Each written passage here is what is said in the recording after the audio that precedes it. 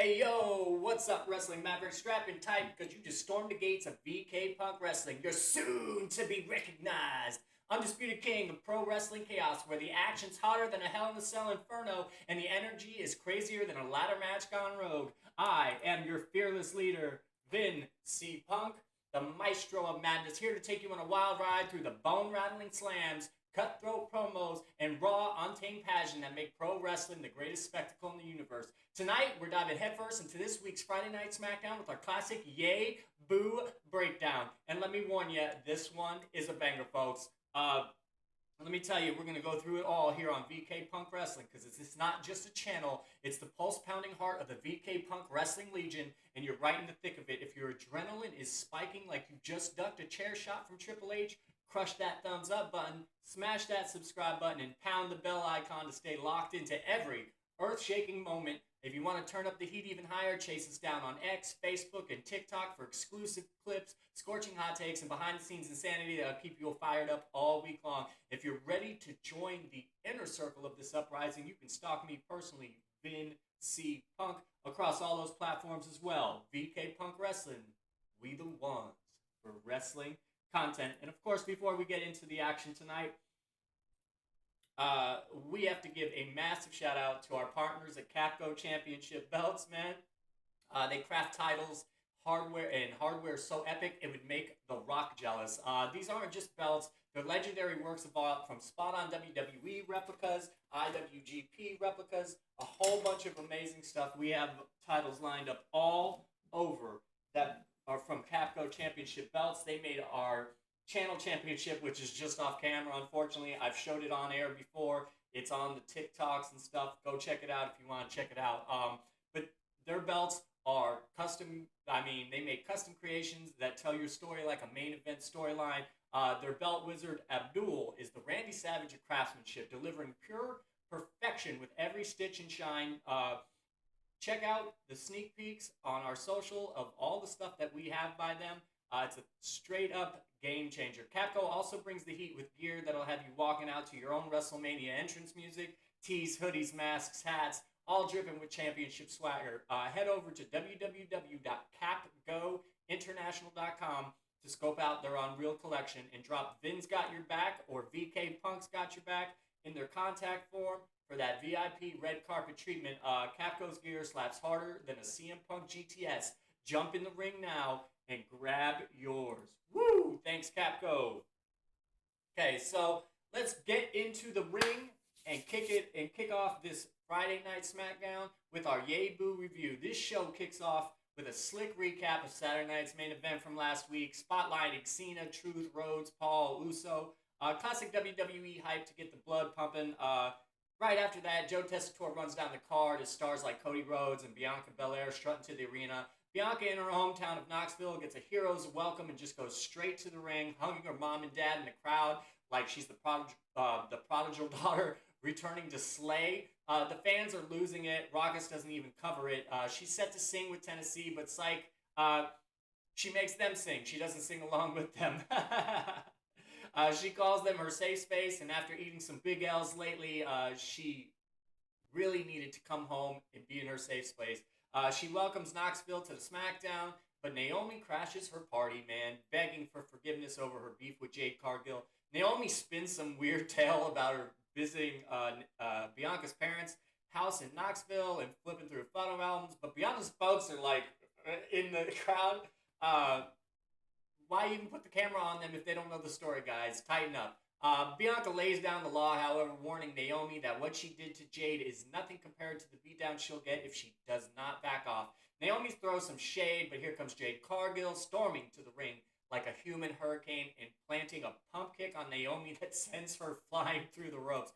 Nia Jax's music hits then, signaling the start to the triple threat qualifier match with Naomi, Jade, and Nia. Post-commercial, Naomi somehow holding her own against Jade, which is wild. Nia jumps back in, but Naomi's on fire, handling her too. What is this, Naomi's redemption arc? I don't really see what we're doing here. Jade catches a crossbody, slams Naomi, and builds momentum for a near fall, but Nia breaks it up. Nia takes control, strutting like she owns the ring, pummeling both opponents and dropping a leg. She tosses Jade out and zeroes in on Naomi, hitting a leg drop from the ropes, but Naomi kicks out. Nia keeps hammering, but Naomi flips a Samoan drop into a crucifix bomb that was really insane looking. After another break, Naomi and Nia have a shaky alliance, but Nia's not sharing pins. Jade storms back, cleaning house until Naomi breaks up her pin with one of her own. Jade hits Jaded, but Nia breaks it up. Nia goes full beast mode with a crossbody from the ropes, trying to pin both, but they kick out. Naomi gets carried to the corner for an avalanche Samoan drop, but Jade breaks the pin and nearly pins Nia. The crowd's chanting, "This is awesome," and they ain't wrong. After a chaotic Tower of Doom spot, Nia stacks them up for the Annihilator, but Naomi pulls off a stack pin on Nia for the win. So this gets a yay. This was an absolute banger of an opener. Nia Jax has been untouchable since her return and looking amazing, strutting around like she's the final boss of SmackDown. And Jade Cargill is getting sharper every week. And every time I see her, I think she gets better. And I absolutely hated her in AEW. Her pump kick had Naomi seeing stars. Likely she got hit by a meteor. But the real shocker is Naomi. This woman's been stuck in neutral for years, coasting on that glow gimmick like it's still 2017. But tonight she was cooking. Her crucifix bomb counter was slicker than a Ric Flair strut. And pinning Nia, that's like stealing the last slice of pizza from a hungry Samoan dynasty. Look, Naomi's reviews and split legs, or rear view and split leg drops are still about as useful as a folding chair in a tornado. But if she swaps those moves that actually for something that actually looks like they hurt and not just her opponent's pride, she could be a legit player maybe.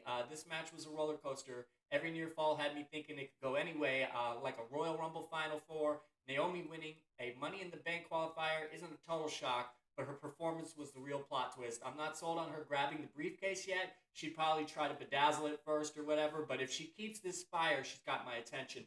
The hometown pop for Bianca added heat, or heart. Sorry, guys. And the tension with her parents dodging the cameras was comedy gold, like they were ducking a kayfabe scandal. This was way better than I expected and had any right to be, and that's saying something when you got Nia, Jade, and Jade in the mix. Keep this energy, WWE. And I mean, we're eating good if you do, okay? Backstage, the new Bloodline runs into R-Truth, who's chatting with thin air like he's cutting a promo on an invisible, little Jimmy. Truth, in peak Truth fashion, asked Solo if Jacob Fatu is his kid and if he could take him to the ring for a lesson. Solo unimpressed and Fatu peels off. After a break, Nick Aldis is dealing with Chelsea Green, who's whining about every Saturday night's main event, demanding Zelina Vega's title for her broken nose while her face is comically covered with photo cutouts by Piper. Aldis shuts it down since Chelsea's not medically cleared. Sets up Zelina versus Alba Fire, however. Byron Saxton is backstage with Tiffany Stratton, who's sweating her Money in the Bank cash-in karma. Naomi interrupts, warning Tiffany to watch her back after what happened to Jade, and then it was just like, but we ended up with Alexa Bliss. She slides in, stealing the spotlight and telling Tiffany she doesn't have to worry about anybody else, but she does have to worry about Alexa. Yay for this review. I usually don't, or I'm sorry, for this interview, I don't usually do yays and boos for backstage segment, but this is juicy backstage stuff. Tiffany Stratton living in a house of mirrors now, paranoid about somebody cashing in on her like she did to Nia. Poetic justice is the best kind of drama. Naomi dropping threats was a nice touch, showing she's not just here to glow anymore. She's got some edge, like she's channeling her inner Attitude Era. But Alexa Bliss, oh, she ate that promo like it was a 5-course meal. Her stealing the spotlight was peak heel energy, and I'm all in for her as the Dark Horse Money in the Bank winner. Imagine the chaos of Alexa with that briefcase, cackling like she's possessed by Bray Wyatt's ghost. This segment was a masterclass in planting seeds for Money in the Bank drama, with Tiffany looking like a champ. Who knows? Her days are numbered. The truth bit was pure gold. Him mistaking Fatu for Solo's son was funnier than a botched moonsault, and it's classic truth chaos that never gets old. Chelsea Green's meltdown was the cherry on top. Her hiding behind cutouts while screaming about her nose was like watching Karen cut a wrestling promo. This sets up so many threads. Money in the Bank cash and fears, Alexa return, truth being truth, and it's got me hyped for what's next. WWE's cooking with gas here, and I'm ready for the explosion. With the exception of now we know that R-Truth has been released, and WWE, shame on you. He is a legend, and if you don't think he is going to go shine somewhere else, he certainly is. Speaking of R-Truth, He hits the ring next, actually rapping for the first time in a couple of his entrances. And the crowd's eating it up. After ads, JC Mateo makes his entrance, and Truth tries to come in hot, but Mateo overpowers him, showing early dominance. Mateo misses a corner splash, letting Ron Cena start his 5 moves of doom, but Mateo kind of shuts it down.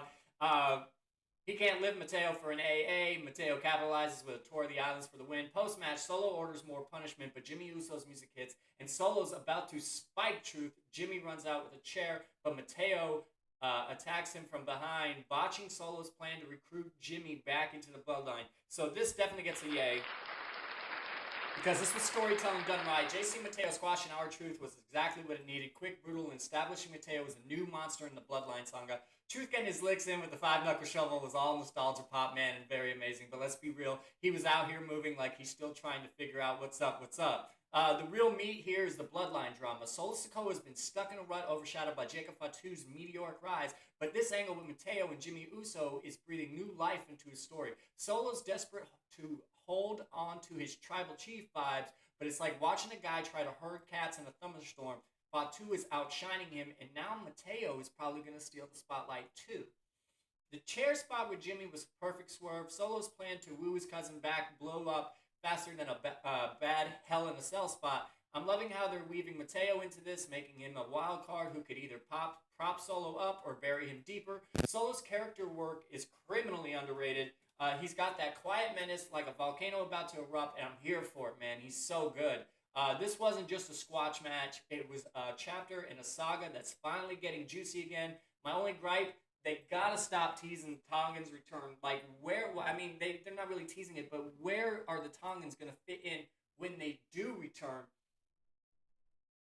Like, I think that's really what we need to get the Solo story really going, is the Tongans return. You'll see more about how I feel about this later, but yeah, this one definitely gets the end.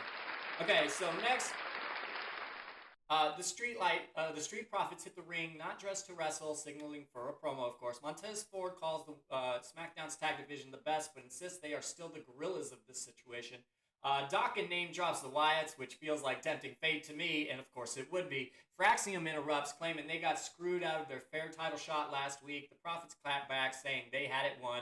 The Motor City Machine Guns join the fray, arguing they deserve a shot too. DIY shows up with Candice LeRae talking smack until Sabin tells her to shut up. Gargano fires back, mentioning the Wyatts before Ciampa cuts him off with his we don't talk about them, and then he gets into the ring for the moment of silence shtick. And that's exactly when the lights do go out, because now the Wyatts' names have been dropped twice.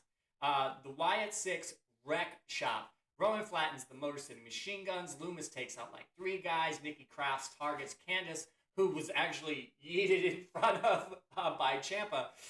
Uncle Howdy plants Frazier with a sister Abigail, and Frazier sells it like he got touched by the Grim Reaper. It was amazing sell on Frazier's part, and I don't even like them. Okay, so this straight up chaos, man. The Wyatt 6 are out here moving like a horror movie monster squad, and I'm living for it. It's so good. They didn't just attack, they obliterated the entire tag division like Thanos snapping his fingers. Rowan tossing, like just running through the Motor City Machine Guns like laundry. Loomis going full silent assassin, and the double team spots with him and Gacy. Nikki Cross popping out like a jump scare. All amazing stuff. Ciampa using Candice as a human shield was peak heel comedy. I'm sorry, Candice, your collateral damage in this horror flick. Frazier eating that sister Abigail and selling it like he got hit by a truck was the kind of drama that makes you want to stand up and clap. The Wyatts are being booked like an unstoppable force, and WWE's smart to strike while the iron's hot. This faction needs to be Grim Reapers of SmackDown. Give them all the gold, accept the world title, and let them run wild. The setup with the Street Profits, Fraxium, Motor City Machine Guns, and DIY bickering was the perfect appetizer, building tension like a good old-fashioned war. Ford's Gorillas line had me chuckling, but mentioning the Wyatts was like poking a bear with a stick. Bad move, man. And this segment was a masterclass in making the faction look dominant while keeping the comedy and chaos high. WWE, do not sleep on this momentum. Put the belts on the 6 and let them haunt the division. Okay, so next, Los Garza with Santos Escobar hit the ring for a title match with Ethan Page on commentary for some reason. Rey Fenix rolls out with Javon Evans. Okay, NXT's Young Gun getting a main roster shot? Sure. The bell rings. Phoenix and Angel Garza start off with a flurry of strikes, delivering pure lucha libre magic. Evans tags in, bouncing around like he's on a trampoline, showcasing his athleticism. After ads, Angel's controlling Evans, and Los Garza pull off a slick double team move. Santos stirs trouble with Page at ringside, barking at his team. Phoenix tags in, running hot with Lucha Flair, botching a step where he tried to do a Hurricane Rana, and he still nailed it. He turned it into chicken salad, if you know what I mean. The crowd erupts with "This is awesome" chants as everyone goes down. Angels and Evans trade near falls. Phoenix and Evans hit high risks move, including an inside swanton to the outside by Evans. Really nice stuff. Page interferes, taking out Phoenix, then Evans, and this lets Los Garza steal the win while the ref is distracted. So, I'm going to say boo for this. Okay? It does have a side of yay on the action, because the action was incredible. The between the rope stuff was absolutely insane. I just don't understand what we're doing here. Let's start with the good, right? Phoenix and Evans were flipping around like they're auditioning for a Spider-Man movie, and that swanton to the outside, Evans deserves a standing ovation for that one. The kid's got springs in his leg, and the boy's bouncy. The lucha stuff was crisp. Los Garza's double team work was smoother than a Sunny D commercial, but here's the rub. What was the point of this? Javon Evans on the main roster feels like WWE threw a dart at the NXT roster and said, let's give this kid a shot. He's younger and kind of green, and while he's got potential to be a star, tossing him into a random tag match to eat a pin feels like a waste. This match was clearly a setup to give Los Garza and ELP, or is it ELP? LDP, Legado del Fantasma, a W on the road to Worlds Collide against Psycho Clown, El Hijo del Dr. Wagner Jr., and Pagano. Fine, but why sacrifice Evans for it? It just doesn't seem right. You're trying to make this kid a star on NXT, and he's getting a really good push, but the main roster's starting to feel like AEW's, flippy highlight reel. Like, it seems like if you pull those guys up to WWE is going to start looking a lot like AEW, where it's all just high spots. And while I love the variety, this felt like a circus act with no storyline payoff. Page's interference was predictable, and the whole thing screamed filler. Evans showed out, though. Give him a proper feud, not a random cameo. This match was a fun popcorn flick, but the lack of purpose drags it down. Let's not rush the kid to the big leagues until he's ready to carry the ball. Okay, so next, after that, we cut to a little creepy promo from Uncle Howdy, vowing that they won't stop until they get what's owed. What does it mean? Alba Fire makes her entrance with Zelina Vega already in the ring. So that match starts, and Fire jumps Zelina early, taking control. Zelina fights back, showing resilience. Chelsea Green causes distraction, and Piper Niven gets involved, letting Fire keep the upper hand through a break. Back from ads, Fire's grinding Zelina down, but Chelsea's mask comes off, revealing her injury. She tries, and man, it looks bad. She tries to hit Zelina with the mask, but Zelina gets out of the way. Chelsea misses and clocks Piper, and Zelina capitalizes with the code red for the win. So, boo. And I'm not mincing words here. Boo. The Zelina Vega title run is a head scratcher, and I'm still salty about it derailing Chelsea Green's momentum. Chelsea was out here cutting promos like a Karen with a vendetta, and her stealing the show with that mask bit was funnier than the Miz TV segment gone wrong. But Zelina, as a champ, I'm not buying it. I never have bought it. I can't buy it. I won't buy it. She's about as believable as a 24/7 title reign lasting a month. This whole storyline feels like it was cooked up, as I've said before, to sweeten Aleister Black's contract talks. And it's flatter than a pancake in a hydraulic press. The match itself was fine. Alba's aggression was on point, and Zelina's comeback had heart. But the outcome was predictable from the jump. Chelsea's botched interference was a nice touch, but it can't save the story from feeling like a creative misstep.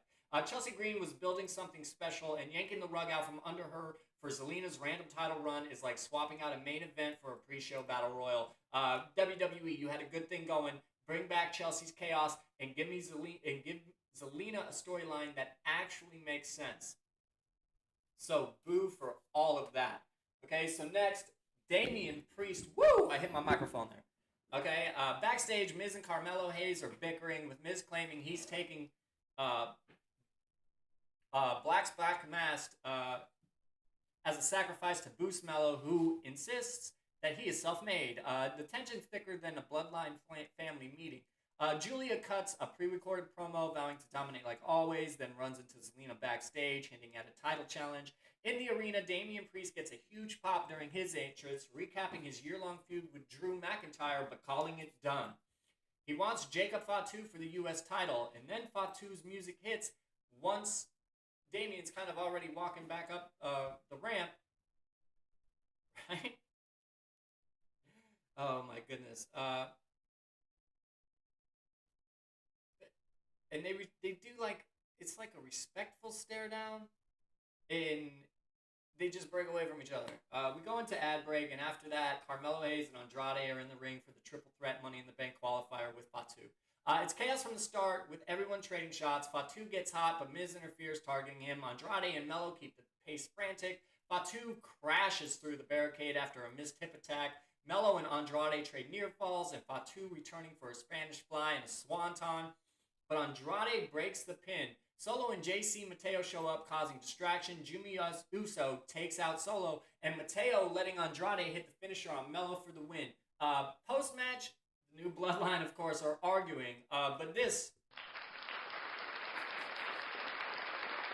does get a bit of a yay, even though it's really skating on thin ice here. The in-ring action was all banger. Fatu was a human wrecking ball. Andrade's smoothness is unreal. And Mello's weird offense, seriously, what are some of those moves? Kept things unpredictable. The barricade crash was a holy crap moment, and the Spanish Fly Swanton combo had the crowd losing it. But the Bloodline story, now it's becoming a roller coaster with a few loose bolts. Solo's been stuck in neutral trying to play Tribal Chief while Fatu and now Mateo steal his thunder. The drama's heating up, but WWE has been dragging this breakup with Solo and Fatu teased like it's a soap opera with no finale. Tonight, they dumped a gallon of gasoline on the story, and it's both exciting and messy. It's like they dragged it out for so long, and now they're just trying to rush it all through one episode. Fatu missing the Money in the Bank spot because of Solo's meddling is a great plot point. Solo's like that cousin who helps by breaking your Xbox, you know what I mean? His character work is stellar, though he's got this desperate, almost tragic vibe, like a king who knows his crown is slipping. Jimmy's chair shot and the post-match argument were chef's kiss, but I'm begging WWE not to rush this payoff. Let Fatu and Solo simmer. Maybe Fatu screws Solo at Money in the Bank. Maybe Solo screws Fatu at Money in the Bank. And maybe they brawl over the U.S. title. This was a fun match with a killer story, but it's teetering on overbooked. Slow down, let it breathe, and we've got a classic on our hands. Okay, so, but yay for that. That was a good segment, however. I loved it all. Okay, so I think we're going to get into the main event coming up here. Byron Saxton, however, is backstage with LA Knight, who's realistic about his Money in the Bank chances until Aleister Black claims partial credit for his win. Backstage, again, the new Bloodline is imploding with Fatu snapping at Solo for his help. In the arena, Cody Rhodes gets a massive pop, telling a story about questioning his legacy as champion and vowing not to let John Cena ruin wrestling. But then he introduces Jey Uso.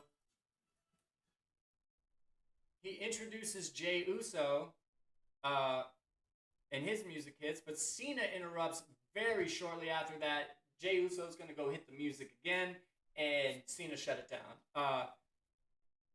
With Logan Paul as his Money in the Bank partner, Cena calls Cody and Jey Cena wannabes, while Paul insists that the Knoxville insults the Knoxville crowd. He calls Rhodes and Uso nepo babies and hypes himself and Cena up as self-made.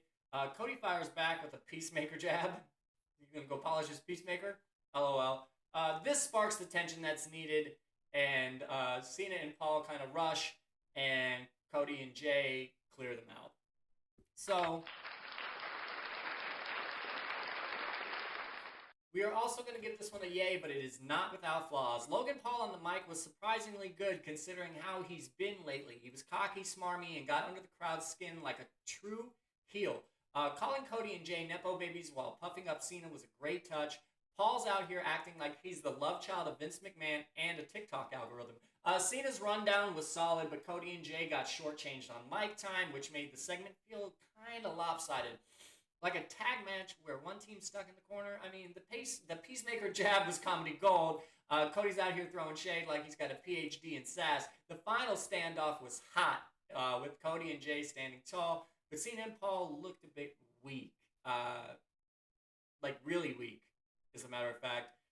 Like they tripped on their own egos running out. The story's intriguing. Cena and Paul as uneasy allies against the babyface duo is a fresh dynamic, and I'm pumped for their Money in the Bank clash.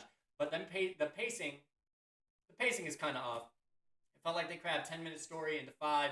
Give Cody and Jay more mic time next week to even it out, and this could be a banger. For now, it did its job, but it's like a good mid-card match, solid, but not main event yet. I mean, we'll see where this goes. But listen, guys, the overall show, I'm gonna give a yay. I don't have a script for this, so we're just gonna give the overall show a yay. There was definitely more good spots than there was bad.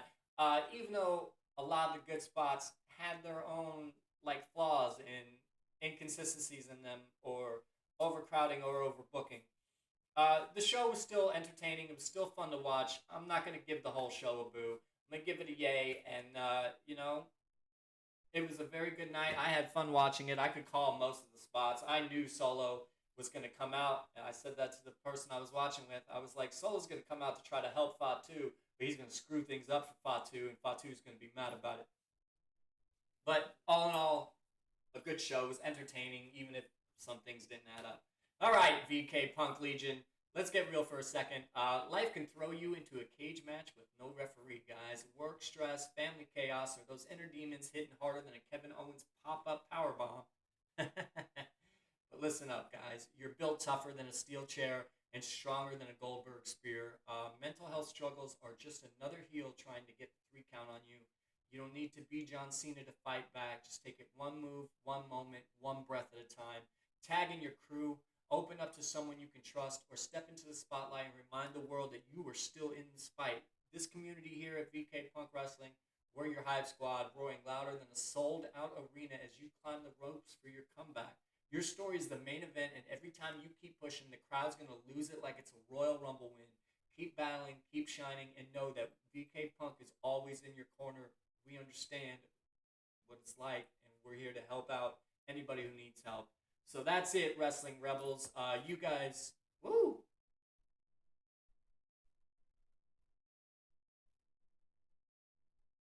You know, you guys are the heartbeat of the VK Punk Wrestling Uprising, and we're damn proud to have you in the front row for this untamed, high-octane ride. Before we drop the mic and light the pyro, let's crank the energy up to 11.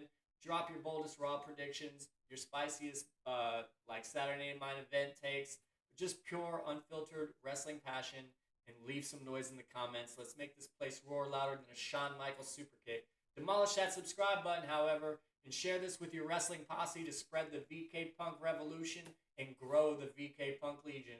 Track us down on X, Facebook, and TikTok for more raw, unhinged chaos. I'm Vince C. Punk, and this is VK Punk Wrestling. We run the bingo, and we're going to the moon.